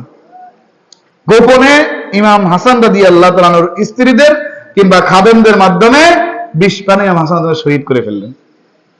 এবার আসেন কথাটা, সামিতু আবু বাকরাতা ইয়াকুল, সামিতু মানে আমি শ্রবণ করেছি, আবু বকর থেকে, ইয়াকুল তিনি বলেছেন, রাবী বলতেছেন, লাকাদ রাআইতু রাসূলুল্লাহি সাল্লাল্লাহু আলাইহি ওয়াসাল্লামা আলাল মিম্বারে ওয়াল হাসানু মাহু। আমি রাসূলুল্লাহ সাল্লাল্লাহু আলাইহি ওয়াসাল্লামকে মিম্বরের উপরে দেখেছি এবং ইমাম হাসান ওদের সঙ্গে ছিলেন সাথে। নবীর সাথে কে ছিলেন? ইমাম হাসান রাদিয়াল্লাহু আনহু। ওয়া হুয়া ইউকবিলু আলান নাসে মাররাতান ওয়া আলাইহি মাররাতান। গভীর মনোযোগ, নবীজি মুহাম্মদ রাসূলুল্লাহ সাল্লাল্লাহু আলাইহি ওয়াসাল্লাম একবার লোকদের দিকে তাকাচ্ছিলেন আর একবার ইমাম হাসান রাদিয়াল্লাহু আনহুর দিকে তাকাচ্ছিলেন। সুবহানাল্লাহ বলেন। ওয়া ইয়াকুলু, নবীজি মুহাম্মদ রাসূলুল্লাহ সাল্লাল্লাহু আলাইহি ওয়াসাল্লাম বলেছেন, ইন্না ইবনি হাযা সাইয়্যিদুন, নিশ্চয় আমার নাতি, আমার দৌহিত্র সরদার হবে। কি হবে? সরদার হবে, নেতা হবে, রাষ্ট্রনায়ক হবে। ওয়ালা আল্লাহ আন ইউসলিহা বিহি বাইনা ফিয়াতাইনি মিনাল মুসলিমিনা আযিমাতাইনি, এবং সম্ভবত আল্লাহ তাআলা আমার এই দৌহিত্র দ্বারা মুসলিমদের দুটি বড় দলের মধ্যে সন্ধি স্থাপন করাবেন। সুবহানাল্লাহ বলেন না? মুসলিমদের মধ্যে দুইটা বড় দলের সন্ধি স্থাপন করাবেন। আমরা এটা গবেষণা করে দেখলাম, উষ্টির যুদ্ধের সাথেও মিলে না, সিফিনের যুদ্ধের সাথেও মিলে না। পরবর্তী যুদ্ধ যেটা ইমাম হাসান রাদিয়াল্লাহু আনহু জামানা, ওই সময় এটা হয়েছে। আওলাদ রাসূল সাল্লাল্লাহু আলাইহি ওয়াসাল্লাম আহলে বায়াতদের অন্তত নরম, ওরা ফেতনা চান না তো, এই জন্য ওই শর্ত মেনে গেছেন। বুঝতে পেরেছেন? কিন্তু ওই শর্তের মধ্যে আরেকটা কথা লেখা থাকলে ভালো হতো। এটা আমার গবেষণা আর কি, আল্লাহ মাফ করুক, গবেষণা ভুল হতে পারে, সঠিক হতে পারে। যেমন যেহেতু ওনারা দুই ভাই, ইমাম হাসান রাদিয়াল্লাহু তাআলার পরবর্তীতে কথা লেখার দরকার ছিল যে ইমাম হোসেন রাদিয়াল্লাহু তাআলা আনহু পরবর্তী খলিফা হবে, তাই আর এজিদ চান্স পাইতো না। তো চান্স পাইতো না কেন? দুইজনকে একসাথে শহীদ করা সাধারণ কথা না। কথা কি বুঝতে পেরেছেন? কিন্তু আরেকটা কথা আপনি খেয়াল করেন, নবীজি মুহাম্মদ রাসূলুল্লাহ সাল্লাল্লাহু আলাইহি ওয়াসাল্লামের উম্মতের নাজাতের জন্য এই দুই ভাই শহীদ হয়েছে। হাকিকত, হাকিকত। আল্লাহু আকবার। নারে তাকবীর, আল্লাহু আকবার, নারে রিসালাত, ইয়া রাসূলুল্লাহ, নারে গাউসিয়া, ইয়া রাসূলুল্লাহ, নারে হায়দারি, ইয়া হায়দারি। বাবা আমার গভীর মনোযোগ, এখানে তো খেয়াল করছেন এই হাদিস যারা বুঝছেন কি ইমাম হাসানের একক মর্যাদা নিয়ে হাদিস, সুবহানাল্লাহ বলবেন না? তো যারা বিরোধ আছেন তারা আহলে বাইত মানে কি? আহলে বাইতের ওসিলায় দোয়া করলে আল্লাহ দোয়া কবুল করবে। সুবহানাল্লাহ। আহলে বাইত থেকে ভালোবাসলে নবীজিকে ভালোবাসা হলো, নবীজিকে ভালোবাসলে আল্লাহর ভালোবাসা পাওয়া যাবে। সুবহানাল্লাহ বলবেন না? আলী রাদিয়াল্লাহু আনহুর মর্যাদা সম্পর্কে হাদিস সহিহ মুসলিম 4425 নম্বর হাদিস। আন আমির ইবনে সাদ ইবনে আবি ওয়াক্কাস আন আবিহি قال قال رسول الله صلى الله عليه وسلم, হযরত আমির ইবনে সাদ সূত্রে সাদ ইবনে আবু ওয়াক্কাস থেকে হাদিস কানা বর্ণিত, তিনি বলেন রাসূলুল্লাহ সাল্লাল্লাহু আলাইহি ওয়াসাল্লাম হযরত আলী রাদিয়াল্লাহু তাআলা আনহুকে বলেছেন। কি বললেন? গভীর মনোযোগ দেন। এই হাদিসগুলো নিয়ে আমরা অনেক গবেষণা করেছি। যেমন এই হাদিসটা আমি আগে বলছি, এটা বুখারী শরীফের হাদিস, মুসলিম শরীফের, তাই মুসলিম শরীফ থেকে পড়ছি। তাইলে এই হাদিসটা মুসলিম শরীফে আছে, তা আমরা তো আর বাড়াবাড়ি করি না আলোচনা সম্পর্কে, কথা বলেন না কেন? দেখেন, লি আলিয়িন আনতা মিন্নি বিমানজিলাতি হারুনা মিন মূসা ইল্লা আন্নাহু লা নাবিয়্যা বাদি। গভীর মনোযোগ, এখানে আপনি খেয়াল করেন, নবী সাল্লাল্লাহু আলাইহি ওয়াসাল্লাম বলছেন মূসা আলাইহিস সালামের জন্য তার ভাই হারুন যেমন, আমি মুহাম্মদুর রাসূলুল্লাহ সাল্লাল্লাহু আলাইহি ওয়াসাল্লামের জন্য তুমি আলী তেমন। সুবহানাল্লাহ বলবেন না? তবে কি বললেন? ইল্লা আন্নাহু লা নাবিয়্যা বাদি, কিন্তু আমার পরে কোনো নবী নাই। সুবহানাল্লাহ বলবেন না? তাহলে বোঝা গেছে আলী রাদিয়াল্লাহু তাআলা আনহু নবীজি মুহাম্মদ রাসূলুল্লাহ সাল্লাল্লাহু আলাইহি ওয়াসাল্লাম থেকে পুরোপুরি একবারে জাহান নবীজির ভিতরে আছে তাই অর্জন করেছে। সুবহানাল্লাহ বলবেন না? নবী মুহাম্মদ সাল্লাল্লাহু আলাইহি ওয়াসাল্লাম পূর্ববর্তী যে দায়িত্ব, পরবর্তী যে দায়িত্ব তাহা চালানোর মতো ক্ষমতা আল্লাহ তাআলার পক্ষ থেকে হযরত আলীকে দিয়ে দিয়েছেন, নবীজি এটার মাধ্যমে বুঝাইছেন। সুবহানাল্লাহ বলবেন না? বাবা আমার গভীর মনোযোগ, এরপর বলেন ক্বালা সাঈদুন, সাঈদ রাহমাতুল্লাহ আলাইহি বলেন ফাআহবাবতু আন উশাফিহা বিহা সাদুন, আমিরের কাছে শোনার পরে আমি ভালো মনে করলাম হাদিসটি প্রত্যক্ষভাবে সাআদ থেকে শুনে নেই, কারণ হাদিসের মূল রাবি সাআদ রাদিয়াল্লাহু তাআলা তখন জীবিত ছিলেন। এই হাদিসের ক্ষেত্রে আমি যেহেতু তাবি থেকে শুনছি, আমি সাহাবী যেহেতু জীবিত, আমি সাহাবী থেকে শুনি। সুবহানাল্লাহ বলেন। ফালাকিতু সাআদান, অতএব আমি সাআদের সাথে মিলিত হলাম, দেখা করলাম। ফাহাদাসতুহু বিমা হাদাসানি আমিরুন, আমির আমাকে যাহা বলেছে তাহা আমি তাকে বললাম। ফাকালা, তিনি বললেন আনা সামি'তুহু ফাকুলতু আনতা সামি'তুহু, আমি এই কথা শুনেছি, আমি বললাম আপনি কি এই কথা শুনেছেন। ফাওয়াদা ইসবাইহি আলা উযুনাইহি, তিনি দু কানে দুটো আঙ্গুল দিয়ে বললেন ফাকালা নাম ওয়া ইল্লা ফাস্তাকাতা, হ্যাঁ শুনেছি, অন্যথায় এই কান আমার কি বধির হয়ে যাক। সুবহানাল্লাহ বলবেন না? মাঝে মাঝে আমরা সত্য কথারে বিশ্বাস করে গিয়ে বলি কসম খাই, কথা বলেন না কেন? তো এখানে উনি বললেন কি আল্লাহু আকবার, ফাকালা নাম ওয়া ইল্লা ফাস্তাকাতা, হ্যাঁ আমি নিজ দুই কানে শুনেছি, অন্যথায় দুটো কান বধির হয়ে যাক। সুবহানাল্লাহ বলেন। তাইলে আল্লাহ সম্পর্কে যে হাদিসটা সহিহ মুসলিমে আসছে, একবার কম্পালসারি মনে রাখবেন, বুখারী মুসলিমের যে হাদিস আছে তা 100% সহিহ। সুবহানাল্লাহ। আমরা সিয়াসিত্তের ব্যাপারে বলি আমার গবেষণায় যে সিয়াসিত্তের হাদিস যা আছে তাই সহিহ, কিন্তু এখন ইদানিং দেখা গেছে কয়েকজন নব্য হাদিস গবেষক আলবানি যারা আসছে, এরা আসে সিয়াসিত্তের হাদিসের মধ্যে কলম রয়েছে। ঠিক আছে, তোমরা তো সহিহ বুখারী মুসলিমের বিরুদ্ধে কথা বলতে পারবে না, তারপরও আলবানির 5 জায়গায় বুখারী সম্পর্কে অভিযোগ আছে। কথা কি বুঝছো? নাউজুবিল্লাহ, নাউজুবিল্লাহ। কোরআনের পরে আল্লাহর জমিনের মধ্যে সবচেয়ে সহিহ কিতাব বুখারী, সুবহানাল্লাহ বলেন না কেন? আবার সব হাদিসকে আমল করা যাবে না, বুঝছেন? কর্তৃপক্ষ তো আমার আটকাই দিয়েছে একটা নির্দিষ্ট বিষয় দিয়া, ডাইন দামও যাইতে কষ্ট লাগে। আপনি বুঝতে পারছেন নি? দাঁড়ায় প্রস্রাব করা হাদিস বুখারী শরীফে আছে। যদি বুখারীর সব হাদিস মানা লাগে, হ্যাঁ নবীজির সব হাদিস বুখারীতে আছে, সব হাদিস নাই। ইমাম বুখারী রাহমাতুল্লাহ 6 লাখ হাদিস মুখস্থ করছেন। 6 লাখ হাদিস থেকে 3 লাখ হাদিস যেখানে 3 লাখ নোটের মধ্যে ছিল। এর মধ্যে থেকে উনি 2 লক্ষ হাদিসকে সহিহ পেয়েছে। 1 লক্ষ সহিহ আর 1 লক্ষ গায়রে সহিহ। এই 1 লক্ষ সহিহ হাদিস থেকে মাত্র 7563 কম বেশ এগুলো দিয়ে ইমাম বুখারী শরীফ লিখছেন, মাত্র অল্প কয়টা দিয়ে। আরো তো সহিহ হাদিস আছে, সুবহানাল্লাহ করেন না? এগুলো গেল কোথায়? মুসনাদ আহমদের মধ্যে আছে, মুসনাদ ইবনে আবি শাইবার মধ্যে আছে। আল্লাহু আকবার বলবেন না? এগুলো তো কিতাব কিনে পড়তে হবে তো। আমাদের সংগ্রহে আমার নিজের লাইব্রেরিতে আছে আলহামদুলিল্লাহ। এখানে খেয়াল করেন, নবীজি মুহাম্মদ রাসূলুল্লাহ সাল্লাল্লাহু আলাইহি সাল্লামের যে কোনো বিষয় নিয়ে, আহলে বায়তের যে কোনো বিষয় নিয়ে নাই বলা সহজ, আছে বলাটা কঠিন। আছে বললে দলিল দিতে হবে, নাই বলাটা কি সহজ। ওই বুখারীর দাঁড়ায় মতার হাদিস আছে কি দাঁড়ায় প্রস্রাব করার। সংক্ষিপ্ত আকারে বলি, খুব নবীজি মুহাম্মদ সাল্লাল্লাহু আলাইহি সাল্লাম একদিন ডাস্টবিন দিয়ে যাচ্ছে, ডাস্টবিনের পাশ দিয়া, নর্দমা ডাস্টবিন দেখেন না শহরে গেলে বড় বড় স্তূপ ময়লার, যাচ্ছেন ওখান দিয়ে, ইস্তেনজা মোবারকের ব্যাগ হলো। নবীজি মুহাম্মদ সাল্লাল্লাহু আলাইহি সাল্লাম দাঁড়ায় প্রস্রাব মোবারক করলেন। এখান থেকে 2টা ব্যাখ্যা। একটা হলো নবী সাল্লাল্লাহু আলাইহি সাল্লামের কোমরে ব্যথা ছিল, কোমর মোবারকে, আর না হয় দ্বিতীয় আরেকটা ব্যাখ্যা, নিচে ময়লা, বসে প্রস্রাব মোবারক করতে গেলে জামা মোবারকে প্রস্রাব লেগে যেতে পারে, এই জন্য নবী সাল্লাল্লাহু আলাইহি সাল্লাম দাঁড়ায় প্রস্রাব করছেন। সব ভাষায় আপনারা হাইওয়ে হোটেলগুলোতে দেখবেন দাঁড়ায় মোতার ব্যবস্থা। ওখানে আমি বসে প্রস্রাব করতে গেছি, আমার জামা লেগে যাবে এমন অবস্থা। এই হাইওয়ে হোটেলগুলোতে দেখলে বুঝবেন। তো ওইখানে মাসালা কি অপছন্দ করিয়া ওইখানে অবস্থা যেমন ধরে রাখতে পারলে বাড়ি পর্যন্ত গিয়ে ছাইড়া দিয়েন, না ধরে রাখতে পারলে ওই অবস্থায় প্রস্রাব করিয়েন। কথা কি বুঝতে পারছেন? আচ্ছা, যদি দাঁড়ায়া প্রস্রাব করা সুন্নাত হয়, হাদিসে বুখারী হাদিসে আছে, পুরুষ করলেও সমস্যা নাই। আমাদের আরেকটা পর্যায়ে আছে নারী, ওনারা দাঁড়ায় প্রস্রাব করতে পারবেন, গোসল হয়ে যাবে। তাহলে কোন হাদিস এবং কোন সুন্নাত কারোর জন্য ভালো কারোর জন্য খারাপ এমনটা হয় না। সুন্নতের মধ্যে বরকত আছে। সুন্নত হলো বসে প্রস্রাব করা, নারীও পারে পুরুষও পারে, সুবহানাল্লাহ বলেন। এটাই সুন্নাত। হাদিস সহিহ, বিশ্বাস রাখতে হবে, হাদিস বিশ্বাস রাখতে হবে। কাউলুন নবী সাল্লাল্লাহু আলাইহি ওয়াসাল্লাম, নবীজির কথা হাদিস। কিন্তু সকল হাদিস আমার জন্য পালনীয় না, পালনীয় না তো পালনীয় না। কিন্তু সকল সুন্নাহ আমার জন্য পালনীয়, সকল সুন্নাহ। এবার আসেন, আলী রাদিয়াল্লাহু আনহুকে ভালোবাসা ঈমানের নিদর্শন। আমি আমার কিন্তু টপিকের মধ্যে আছি স্যার। মুসলিমের 116 নম্বর হাদিস। ক্বালা আলিয়ুন, আলী রাদিয়াল্লাহু আনহু বলেন, ওয়াল্লাযী ফালাকাল হাব্বাতা ওয়া বারাআন নাসামাতা, তিনি বললেন সে সত্তার শপথ যার হাতে আমার জীবন রয়েছে, যিনি বীজ থেকে অঙ্কুরোদ্গম বের করেন।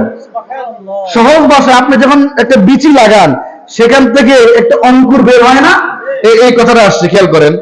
ইন্নাহু লা আহদুন নাবিয়্যিল উম্মি সাল্লাল্লাহু আলাইহি ওয়াসাল্লাম ইলাইয়া আন, এবং জীবকুল সৃষ্টি করেন। নবী মুহাম্মদ সাল্লাল্লাহু আলাইহি ওয়াসাল্লাম আমাকে প্রতিশ্রুতি দিয়েছেন। আলী এখন বলতেছেন নবী সাল্লাল্লাহু আলাইহি ওয়াসাল্লাম আমাকে প্রতিশ্রুতি দিয়েছেন, কি বললেন? লা ইউহিব্বানি ইল্লা মুমিনুন ওয়া লা ইউবগিদানি ইল্লা মুনাফিকুন, যে মুমিন ব্যক্তি আমাকে ভালোবাসবে, যে মুমিন যার ঈমান আছে সে আলী রাদিয়াল্লাহু ভালোবাসবে, আর যে মুনাফিক সে আমার সাথে শত্রুতা করবে, বিরুদ্ধাচরণ করবে। সহিহ মুসলিমের 116 নম্বর হাদিস। তাহলে বোঝা গেল যে ব্যক্তি আলী রাদিয়াল্লাহু তাআলা আনহুর ব্যাপারে বিদ্বেষ পোষণ করে, সহিহ মুসলিমের হাদিস, সে মুনাফিক। ইন্নাল মুনাফিকিনা ফি দারকিল আসফালি মিনান নার, কাফের যেখানে থাকবে তার চাইতে আরো গভীরে, আরো নিকৃষ্টতম স্থানে মুনাফিক থাকবে। কারণ সে জাইনা বুঝা শয়তানি করে, জাইনা বুঝা শয়তানি করে, বুঝেন?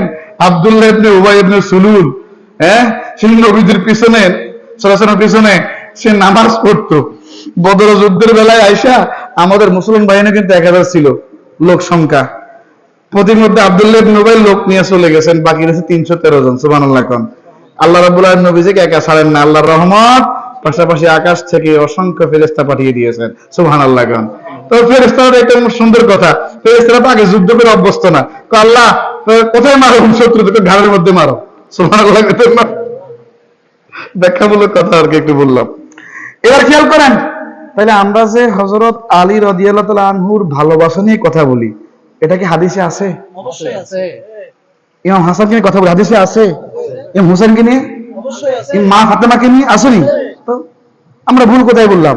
বরং আমরা ইমানদার, আলহামদুলিল্লাহ, আমরা মুমিন, আমরা ভালোবাসি ওনাদেরকে, আহলে বায়াতকে। সুবহানাল্লাহ বলবেন না? আহলে বায়াতকে বিদ্বেষ করলে সে মুনাফিক, সুবহানাল্লাহ, মুনাফিক। রাসূলুল্লাহ সাল্লাল্লাহু আলাইহি ওয়াসাল্লামের পরিবারের জন্য সদকা হারাম, এটা সবাই জানে, যে আলেম সমাজ যারা আছে। আল্লাহর নবী সাল্লাল্লাহু আলাইহি ওয়াসাল্লামের আহলে বায়াতদেরকে যাকাত, ফিতরা এগুলো দেয়া যাবে না, হারাম, হারাম, হারাম, হারাম, হারাম, হারাম। কথা কি বুঝতে পেরেছেন? মুসনাদে আহমদের 15357 নম্বর হাদিস। আমরা দেখলাম এই কিতাবটা বুখারীর আগে লেখা হয়েছে, মুসনাদে আহমদ। ইমাম বুখারী যে বুখারী লিখলেন, বুখারীর আগে লেখা হয়েছে মুসনাদে আহমদ। লেখার পরে বলছেন এখানে প্রায় 50,000 হাদিস আছে। কত হাজার হাদিস? প্রায় 52 খণ্ড, লম্বাতে কমপক্ষে এটা 5 ফুট, আরো বেশি, কত কম বলে ফেলছি, কমপক্ষে 15 ফিট। মুসনাদে আহমদ 15 ফিট লম্বা, 52টা খণ্ড, এরকম এরকম 52টা খণ্ড, সূচি খালি 2 খণ্ড। সুবহানাল্লাহ। কম এখানে হাদিস বাইর করতে গেলে একটা সহজ পন্থা, যদি সাহাবীর নাম জানা থাকে, এই সাহাবীর হাদিস আপনি এই কিতাব হাদিস বাইর করতে পারবেন। কারণ আলাদা কোনো অধ্যায় সাজানো নাই, কিতাবুস সালাত, কিতাবুস যাকাত, এরকম অধ্যায় নাই। সাহাবীর নাম দিয়ে আপনি খুঁজবেন, পেয়ে যাবেন। সুবহানাল্লাহ বলেন। কারণ এত বেশি হাদিস এর ভিতরে আছে, আপনি কখন বাদ ধরবে, কখন কিতাব ধরবে। বাবা আমার, নবীজি সাল্লাল্লাহু আলাইহি ওয়াসাল্লামের পরিবারের জন্য সদকা হারাম। মুসনাদে আহমদের 15397 নম্বর হাদিস। আন্না রাসূলুল্লাহি সাল্লাল্লাহু আলাইহি ওয়াসাল্লাম قال ইন্না আলু মুহাম্মাদিন সাল্লাল্লাহু আলাইহি ওয়াসাল্লাম লা তাহিল্লু লানা সাদাকাতু ওয়া আউলাল কওমি মিনহুম। নিশ্চয় মুহাম্মদ সাল্লাল্লাহু আলাইহি ওয়াসাল্লামের পরিবার অর্থাৎ আহলুল বাইত যারা, আমাদের জন্য সদকা যাকাত খাওয়া হালাল না। আর কোন সম্প্রদায়ের মুক্ত দাস, মাওলা মানে গোলাম, সে সম্প্রদায়ের অন্তর্ভুক্ত। হাদিসের প্রথম অংশ দ্বারা বোঝা যায় নবীজি মুহাম্মদুর রাসূলুল্লাহ সাল্লাল্লাহু আলাইহি ওয়াসাল্লামের পরিবারকে যাকাত, ফিতরা দেওয়া, দান সদকা করা হারাম। হাদিয়া দিতে পারবেন, হাদিয়া, হাদিয়া কি দিতে পারবেন? হাদিয়া। 2 নাম্বার হচ্ছে নবীজি মুহাম্মদুর রাসূলুল্লাহ সাল্লাল্লাহু আলাইহি ওয়াসাল্লামের স্ত্রীগণ, আমাদের আম্মা জানেরা আহলে বায়াতের অন্তর্ভুক্ত। সহিহ মুসলিমের একটা বড় হাদিস, আমি এখান থেকে শর্ট করে একটা কোট করেছি, নিসাউহু মিন আহলে বাইতিহি। রাসূলুল্লাহ সাল্লাল্লাহু আলাইহি ওয়াসাল্লাম স্ত্রীগণ আহলে বায়াতের অন্তর্ভুক্ত। সুবহানাল্লাহ বলেন। নিসাউহু মিন আহলে বাইতিহি। তাহলে এই হাদিস দ্বারা জানতে পারলাম নবীজি সাল্লাল্লাহু আলাইহি ওয়াসাল্লাম যতজন স্ত্রী ছিল, আম্মা জান খাদিজা থেকে শেষ পর্যন্ত সবাই আহলে বায়াতের অন্তর্ভুক্ত। আর এখান থেকে যারা নবীজি সাল্লাল্লাহু আলাইহি ওয়াসাল্লাম স্ত্রীদেরকে নিয়ে উম্মাহাতুল মুমিনিন, আম্মা জানদের সামনে যারা বেয়াদবি করবে, ঈমান শেষ, কত বড় মানুষই হোক। কথা কি বুঝতে পেরেছেন? দুরূদ শরীফ পড়েন, সাল্লাল্লাহু আলা মুহাম্মাদ সাল্লাল্লাহু আলাইহি ওয়াসাল্লাম, সাল্লাল্লাহু আলা মুহাম্মাদ সাল্লাল্লাহু। সম্মানিত হাজিরিন, হাসান ও হোসেনকে নবী সাল্লাল্লাহু আলাইহি ওয়াসাল্লাম বেশি ভালোবাসতেন, তাই যারা ওনাদের কষ্ট দিয়েছে ওনারা বেঈমান হয়ে গেছে। খেয়াল করেন সহিহ বুখারীর হাদিস, আন উসামা ইবনে যায়েদ রাদিয়াল্লাহু তাআলা আনহুমা আনিন নবী সাল্লাল্লাহু আলাইহি ওয়াসাল্লাম আন্নাহু কানা ইয়াখুযুহু ওয়াল হাসানা ওয়া ইয়াকুলু।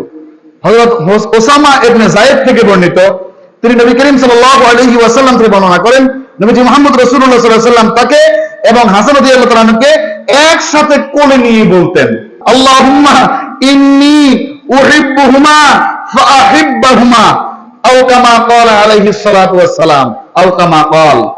নবীজি মুহাম্মদ রাসূলুল্লাহ সাল্লাল্লাহু আলাইহি ওয়াসাল্লাম বলতেন, হে আল্লাহ, আমি এই দুজনকে মহব্বত করি, আপনি এদেরকে মহব্বত করেন। আমরা বলবো, আল্লাহ, আমরা ইমাম হাসানকে মহব্বত করি, আপনি আমাদেরকে মহব্বত করেন। আমরা হুসাইনকে মহব্বত করি, আপনি আমাদেরকে মহব্বত করেন। আমরা আহলে বায়াতকে মহব্বত করি, আপনি আমাদেরকে মহব্বত করেন। আল্লাহ কোরআন সাক্ষী দেয়, নবীজির আনুগত্য করলে আল্লাহ আমাদেরকে ভালোবাসবে। 3টা পুরস্কার, আল্লাহ ভালোবাসবে, গুনাহগুলো মাফ করে দিবে, আল্লাহ রাব্বুল আলামিনকে ক্ষমাশীল হিসেবে আমরা পাবো। সুবহানাল্লাহ বলেন না? কুল ইন কুনতুম তুহিব্বুনাল্লাহ ফাত্তাবিউনি ইউহিব্বুকুমুল্লাহ ওয়া ইয়াগফির লাকুম যুনুবাকুম ওয়াল্লাহু গফুরুর রহিম। বল, আপনি বলুন হাবিব। অনেকে হে বলুন মুহাম্মদ, নাউজুবিল্লাহ। এটা তো আবু জেহেলে কয়। আবু জেহেলকে বলা হলো বলেন মুহাম্মদ রাসূলুল্লাহ কয় না, মুহাম্মদ ইবনে আব্দুল্লাহ। হুজুর আছেন, শিক্ষকরা আছেন, আপনারা জ্ঞানী মানুষ আছেন। একটা কথা বলি, একটা ছাত্রকে প্রশ্ন করা হলো মুহাম্মদ সাল্লাল্লাহু আলাইহি ওয়াসাল্লাম কে? সে যদি উত্তরে লেখে মুহাম্মদ ইবনে আব্দুল্লাহ, আরেকজন ছাত্র উত্তরে লিখলো মুহাম্মাদুর রাসূলুল্লাহ সাল্লাল্লাহু আলাইহি ওয়াসাল্লাম, আপনি কাকে পাস করাবেন এবার কোন? যিনি মুহাম্মদুর রাসূলুল্লাহ সাল্লাল্লাহু আলাইহি ওয়াসাল্লাম। কারণ মুহাম্মদ ইবনে আব্দুল্লাহ মানতে রাজি আবু জেহেল, মুহাম্মদুর রাসূলুল্লাহ মানে মুহাম্মদ সাল্লাল্লাহু আলাইহি ওয়াসাল্লাম রাসূল, এটা মানতে রাজি না আবু জেহেল। তাহলে যে ব্যক্তি মুহাম্মদ ইবনে আব্দুল্লাহ বলে পাশ কাটবে, ওই ব্যক্তিকে বলা হবে সে মুনাফিক এবং কি তার ঈমান নাই, সে গোস্তাকে রাসূল। ইতিহাসের মধ্যে এই প্রশ্নটা কিন্তু আছে। হ্যাঁ আসছে। তাহলে বুঝুন, খুব সাংঘাতিক কথা। ঈমানের প্রশ্ন, লেখার সময় সাবধান। আপনি কি লিখবেন, মুহাম্মদ ইবনে আব্দুল্লাহ লিখবেন না মুহাম্মদুর রাসূলুল্লাহ সাল্লাল্লাহু আলাইহি ওয়াসাল্লাম লিখবেন? আল্লাহু আকবার, আল্লাহু আকবার। ইমাম হাসান হোসেনকে ভালোবাসা মানে মুহাম্মদ সাল্লাল্লাহু আলাইহি ওয়াসাল্লামকে ভালোবাসা। জামে তিরমিজির 3737 নম্বর হাদিস। আন ইয়ালা ইবনে মুররা قال قال رسول الله صلى الله عليه وسلم عن يعلى بن مرة قال قال رسول الله صلى الله عليه وسلم হযরত ইয়ালা ইবনে মুররা থেকে হাদিস খানা বলেন, তিনি বলেন মুহাম্মদুর রাসূলুল্লাহ সাল্লাল্লাহু আলাইহি ওয়াসাল্লাম বলেছেন, হুসাইনু মিন্নি ওয়া আনা মিন হুসাইনি, হুসাইন আমার হতে এবং আমি হুসাইন হতে। জোরে বলেন সুবহানাল্লাহ। এত মানুষ আছেন, জোরে বলেন সুবহানাল্লাহ। আল্লাহ নবী বলেন কি, হুসাইন আমার হতে আর আমি হুসাইন হতে। একদল পাপিষ্ঠ এটার ভুল ব্যাখ্যা করে। হুসাইন আমার থেকে যাহা তা হোসেন শিক্ষা করে নিয়েছে। আমি হুসাইন হতে, আমি চলে যাওয়ার পর, পর্দা করার পর হুসাইন আমি নবী মুহাম্মদ রাসূলুল্লাহ সাল্লাল্লাহু আলাইহি ওয়াসাল্লাম জান্নাত তুলে ধরবে। নারায়ে তাকবীর, নারায়ে রিসালাত, আহলে সুন্নাহ ওয়াল জামাআহ। আমার কোথায় রয়েছে আমাদের ঈমান? খালি একটা গন্ডির ভিতরে আমরা একদল মুনাফিকের অবস্থা দেখে গেছি। লেভেল লাগাইতে একটা, পরে সুবিধা লেভেল উল্টে দিয়েছে। কথা বলেন না কেন? বাবা আমার গভীর মনোযোগ। আহাব্বাল্লাহু মান আহাব্বা হুসাইনা বা হুসাইনান, যে লোক হুসাইনকে মহব্বত করে আল্লাহ তাকে মহব্বত করেন।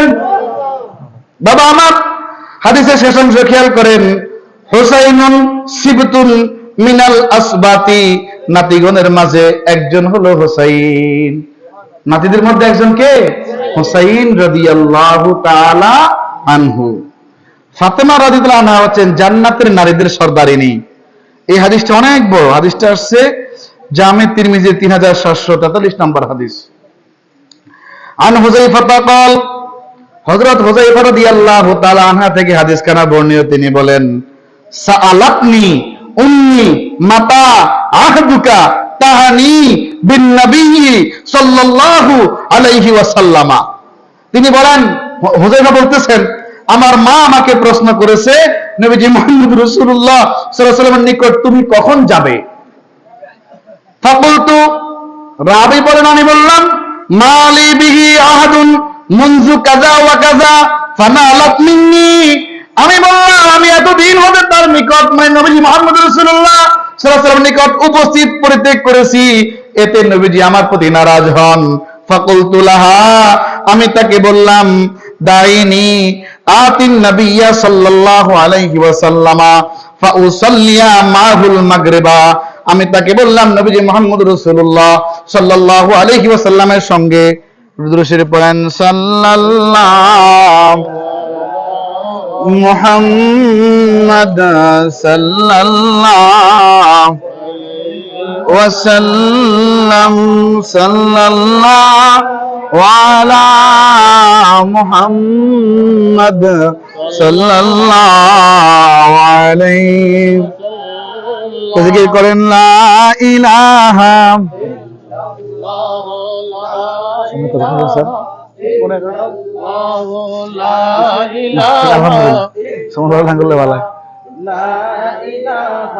ইল্লাল্লাহ লা ইলাহা ইল্লাল্লাহ মুহাব্বতে বসে থাকেন না, একদিন জবান বন্ধ হয়ে যাবে।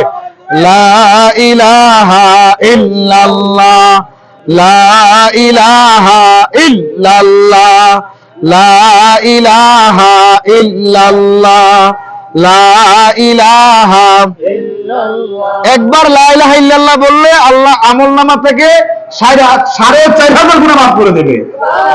একবার যদি কেউ লা ইলাহা ইল্লাল্লাহ জিকির করে তার আমলনামা থেকে 4,500 সগীরা গুনাহ আল্লাহ মাফ করে দিবে।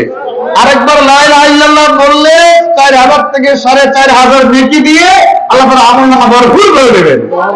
এজন্য জিকির করবেন, বলেন লা ইলাহা লা ইলাহা ইল্লাল্লাহ লা ইলাহা লা ইলাহা ইল্লাল্লাহ মুহাম্মাদুর রাসূলুল্লাহ সাল্লাল্লাহু আলাইহি ওয়াসাল্লাম। আমাদেরকে একদল বলে তোমরা নবীজির নাম শুনে কেন চোখে লাগাও? আমরা বলি নবীজির নাম মোবারকে শিফা আছে। কি আছে? শিফা। নবীজির নাম মোবারকে কি আছে? আমার চোখের দৃষ্টি আস্তে আস্তে কি হচ্ছে? অস্তমিত হয়ে যাচ্ছে। আমার নবী সাল্লাল্লাহু আলাইহি ওয়াসাল্লামের নামের পাওয়ার দ্বারা আমি চার্জ করে নিচ্ছি। সুবহানাল্লাহ বলেন। কোরআন হাদিসের দলিল তো আছে, ছোট একটা কথা কই দিলাম বাবা আমার। এরপরে খেয়াল করেন, হযরত হুযায়ফা রাদিয়াল্লাহু আনহু উনি বলেন ওয়া আসআলুহু আন ইস্তাগফিরা লি ওয়া লাকি, অর্থাৎ আমি তার কাছে আমার ও আপনার জন্য ক্ষমা প্রার্থনার আবেদন করব। হুযায়ফা কয়, আম্মা আমি আপনার জন্য এবং আমার জন্য নবীজি মুহাম্মদ রাসূলুল্লাহ সাল্লাল্লাহু আলাইহি ওয়াসাল্লামের নিকট ক্ষমা প্রার্থনার আবেদন করব। ফাতাইতুন নবিয়্যা সাল্লাল্লাহু আলাইহি ওয়াসাল্লাম ফাসাল্লাইতু মা'হুল মাগরিবা ফাসাল্লা হাত্তা সাল্লাল ইশা। অতএব নবীজি সাল্লাল্লাহু আলাইহি ওয়াসাল্লামের নিকট আমি হাজির হয়ে তার সাথে মাগরিবের নামাজ আদায় করলাম। তারপর তিনি মানে মুহাম্মদ রাসূলুল্লাহ সাল্লাল্লাহু আলাইহি ওয়াসাল্লাম নামাজ আদায় করলেন, নফল নামাজ। এরপর নবীজি আদায় করতে থাকলেন, অবশেষে তিনি ইশার নামাজ আদায় করলেন। একটা কথা খেয়াল রাখেন, মাগরিবের নামাজের পরে 6 নাম্বার বয়ান দিতে গিয়া, কত নাম্বার? 6 নাম্বার বয়ান দিতে গিয়া সুন্নতে মুআক্কাদা নামাজ তো অনেকে ছেড়ে দেয়, আউয়াবিনের নামাজটাও অনেকে ছেড়ে দেয়। দেখেন দাঁড়ায় কয় পরে ইমাম আমলের বয়ান হবে, কয় না অনেকে, কথা হয় না কা সালাম পেরেলেই সব ভণ্ডামি। বাবা আমার গভীর মনোযোগ, এগুলো গোপনে ইসলামকে নষ্ট করতেছে। এগুলো থেকে যারা আসবে দেখবেন তারা কেউ এটা বেদাত, ওইটা বেদাত, এটা হারাম, ওটা নাজায়েজ। আরে বেদাত তোর কাজ নেই, এটা আলেমদের কাজ। কোনটা বেদাত, কোনটা নাজায়েজ, কোনটা হারাম তোমার কাছে আমল করা। যাই না শুনে আমল কাজ বুঝতে কষ্ট হয়, একটা আলেমের কাছে যে কিতাব পড়ে, হুজুর এটা আমাকে একটু দেখাইয়া দেন, বুঝাইয়া দেন, কথা বলেন না কেন, শেষ উনি বুঝাইয়া দেবে। আমার তো দরকার নাই বেদাত হারাম নাজায়েজ বলি ফিতনা সৃষ্টি করা, দরকার আছে? বাবা আমার গভীর মনোযোগ, এরপরে খেয়াল করেন, সুম্মা ইন ফাতালা ফাতাবিতুহু ফাসামিআ সাউতি। নবীজি মুহাম্মদ সাল্লাল্লাহু আলাইহি ওয়াসাল্লাম নামাজ শেষ করে ফেললেন। এরপর নবীজি সাল্লাল্লাহু আলাইহি ওয়াসাল্লাম ওনার বাড়ির দিকে যাত্রা করলেন, চললেন। সাথে সাথে হুযায়ফা রাদিয়াল্লাহু তাআলা আনহু উনিও পিছু পিছু রওনা হলেন। নবীজি সাল্লাল্লাহু আলাইহি ওয়াসাল্লাম হুযায়ফা রাদিয়াল্লাহু আনহু আওয়াজ শুনিয়া নবী সাল্লাল্লাহু আলাইহি ওয়াসাল্লাম বললেন, মান হাযা? হুযায়ফা। আল্লাহু আকবার। কবে এই ডাকটা একদিন আমাদের বেলা আসবে। নবীজি মুহাম্মদ রাসূলুল্লাহ সাল্লাল্লাহু আলাইহি ওয়াসাল্লাম বললেন, মান হাযা? হুযায়ফা। তুমি কি হুযায়ফা? বলতো না, আমি বললাম ইয়া রাসূলুল্লাহ, হ্যাঁ বাহুম, আমি হচ্ছি হুযায়ফা। ক্বালা রাসূলুল্লাহ সাল্লাল্লাহু আলাইহি ওয়াসাল্লাম, নবীজি সাল্লাল্লাহু আলাইহি ওয়াসাল্লাম বললেন, মা হাজাতুকা গফারাল্লাহু লাকা ওয়া লিউম্মিকা। এখানে তো ইলমে গায়বের প্রমাণ হয়ে যায়। সুবহানাল্লাহ কন্নাকা আলোচনা হয়েছে আহলে বায়াতের মর্যাদা, কিন্তু হাদিসগুলো ওই সম্পর্কে আসিয়াও আরেকটা বিষয়ের দিকে আমাদের জ্ঞান দিচ্ছে। সুবহানাল্লাহ কোন আপনি শুনলে বুঝবেন। হুযায়ফা এবং ওনার আম্মা বাড়িতে কথা বলছে। কোথায়? বাড়িতে। আর নবীজি সাল্লাল্লাহু আলাইহি ওয়াসাল্লামের কাছে আয়েশা উনি মাগরিব পড়লেন, মাগরিব পড়ে দেখলেন নবীজি নফল পড়তেছে, পড়তে পড়তে এশারের ওয়াক্ত হলো, এশার নামাজ আদায় করলেন। নবী সাল্লাল্লাহু আলাইহি ওয়াসাল্লাম বাড়ির দিকে রওনা হলেন, হুজরার দিকে রওনা হলেন, পিছে পিছে হুজুর হাঁটতেছে। আদব দেখছেন? আমরা লিখতাম হুজুর, ও হুজুর আমার আব্বা আমার ক্ষমার ঘোষণা আসেনি, কথা কোন দেখে সাহাবীদের আদব। এই কণ্ঠস্বরটাও এত প্রিয় সাহাবী আবু বকর সিদ্দিক রাদিয়াল্লাহু তাআলা আনহু। ওমর রাদিয়াল্লাহু একদিন দুজনের মধ্যে কথা কাটাকাটি হয়েছে, ওনাদের গলার সাউন্ডটা নবীজির আওয়াজ মোবারক থেকে বেশি হয়ে গেছে। আল্লাহ রাব্বুল আলামিন কোরআন শরীফে এদেরকে ধমক দিয়েছেন, ধমক দিয়ে বলেন তোমাদের এত ভালোগিরি থাকবে না, ঈমান আমল ধ্বংস হয়ে যাবে। এই আয়াত নাযিল হওয়ার পরে সাহাবীরা উচিত কথা আর রাসূলুল্লাহ সাল্লাল্লাহু আলাইহি ওয়াসাল্লাম না আদব। এটা কি আল্লাহ ফেরেশতার মাধ্যমে জানায় দেয়, হাবিব উনি ওই ব্যক্তি ওই বিষয় নিয়ে বসে রয়েছে, আপনি বলে দেন সুবহানাল্লাহ বলেন। অথবা আলোচনার মধ্যে ওই ব্যক্তির বিষয় এসে যেত। এটাই নবীজির ইলমুল গায়বের প্রমাণ। সুবহানাল্লাহ বলবেন না? বাবা আমার গভীর মনোযোগ, এই হাদিস কেন খেয়াল করলে আপনি বুঝতে পারবেন। নবীজি মুহাম্মদ সাল্লাল্লাহু আলাইহি ওয়াসাল্লাম বললেন তোমার কি দরকার, তুমি যে আমার পিছু পিছু হাঁটতেছো? কয়দিন তো আসে না নবীর কাছে হুযায়ফা রাদিয়াল্লাহু আনহু, কয়দিন আসতেছে না। হযরত ওমর রাদিয়াল্লাহু আনহু জমানায় ওমর রাদিয়াল্লাহু দেখতেন হুযায়ফা রাদিয়াল্লাহু কার জানাজায় গেছে, হুযায়ফা রাদিয়াল্লাহু কার জানাজায় গেছে এটা দেখতেন কে? ওমর রাদিয়াল্লাহু। তাইলে উনি ওই ব্যক্তি জানাজা যাইতেন, কারণ মুনাফিকের একটা লিস্ট নবীজি মুহাম্মদ রাসূল সাল্লাল্লাহু আলাইহি ওয়াসাল্লাম হুযায়ফা রাদিয়াল্লাহু কাছে দিয়ে গেছেন। সুবহানাল্লাহ কইবেন না? তো হুযায়ফা রাদিয়াল্লাহু যেই জানাজা যাবে বুঝতো এটা ঈমানদার। কি এটা? ঈমানদার। বাবা আমার নবীজি মুহাম্মদ রাসূলুল্লাহ সাল্লাল্লাহু আলাইহি ওয়াসাল্লাম বললেন তোমার কি দরকার? আল্লাহ তাআলা তোমাকে এবং তোমার মাকে ক্ষমা করুন। নবীজি এই দোয়া করে দিয়েছেন, আল্লাহ ক্ষমা করেন নাই? ক্ষমা করে দিয়েছেন। সুবহানাল্লাহ। তাহলে নবীজির কাছে যে হুযায়ফা রাদিয়াল্লাহু আসছেন, ওই বাড়িতে কি মা ছেলে কথা বলছেন, আল্লাহ নবীকে জানাই দিয়েছে। এটা আমারে জানায় না, আল্লাহ জানায়নি। তো আমি আর নবী এক হইলাম কেমনে? প্রশ্নে ওঠে না। আস্তাগফিরুল্লাহ। এরপরে খেয়াল করে নবীজি বললেন ক্বালা রাসূলুল্লাহ সাল্লাল্লাহু আলাইহি ওয়াসাল্লাম ইন্না হাযা মালাকুন লাম ইয়ানজিলিল আরদা ক্বাত্তু ক্বাবলা হাযিহিল লাইলাতা ইস্তাযানা রাব্বাহু আন ইউসাল্লিমা আলাইয়া। আল্লাহু আকবার। একজন ফেরেশতা যিনি আজকে এই রাতের আগে কখনো পৃথিবীতে নামেন নাই, অবতরণ করেন নাই, তিনি আমাকে সালাম করার জন্য, আমাকে সালাম দেওয়ার জন্য এই পৃথিবীতে এই প্রথম নেমেছেন। আরেকটা কাজ আছে, 2 নাম্বার কাজ, ওয়ায়ুবাশশিরুনি বিআন্না ফাতিমাতা সাইয়্যিদাতু নিসাই আহলিল জান্নাতি। আল্লাহু আকবার। এবং আমার জন্য সুসংবাদ নিয়ে এসেছেন ওই ফেরেশতা কিভাবে? আমার কন্যা ফাতেমা রাদিয়াল্লাহু তাআলা আনহা জান্নাতের নারীদের সরদারিনী। সুবহানাল্লাহ কইতেন না? কথাগুলো বুঝেন না? আপনি বুঝতে যায় না? ফাতেমা রাদিয়াল্লাহু তাআলা আনহা সম্পর্কে সুসংবাদ নিয়ে আসছেন। এমন এক ফেরেশতা আসছেন এই পৃথিবীতে এই রাত্রিতে, যে রাত্রিতে হুযায়ফা রাদিয়াল্লাহু আনহু এবং ওনার আম্মারে ক্ষমা করে দেওয়া হয়েছে। সুবহানাল্লাহ বলবেন না? ওই রাতে নবীজির পাশে কে আছে? একমাত্র হুযায়ফা রাদিয়াল্লাহু আনহু। বলেন এইমাত্র একজন ফেরেশতা আসছে।